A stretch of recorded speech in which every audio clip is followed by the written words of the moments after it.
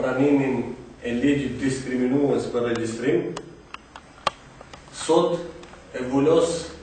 edhe izolimin e vendit me politikën anti-NATO dhe anti-BE bashkë me partnerin e vetë VMRO dhe PMN. Sot edhe njëherë u vërtetua, u dëshmua se prioriteti kësaj qeverie nuk është integrimi i vendit, përkundrazi dita ditës përforcohet izolimi ndërkombëtar i Maqedonisë pa perspektiva për qytetarët tanë, veçanërisht për shqiptarët, të cilët mbi 99% janë për integrimin e vendit në NATO dhe në Unionin Evropian. Me këtë mos respektim të vullnetit shqiptar, por edhe të qytetarëve të tjerë në përgjithësi, qeveria VMRO, DPMN dhe BDI vërteton pohimet e demokracisë së re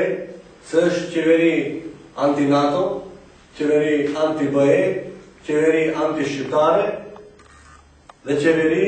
për interesa personale, koalicion i izolimit. Andaj sot ne bëjmë thirrje që sa më shpejt, si nevojë imanente e kohës, kjo qeveri të largohet, që qytetarët tanë të frymojnë lirshëm dhe qytetarët tanë të fillojnë rrugën e dëshiruar të integrimit.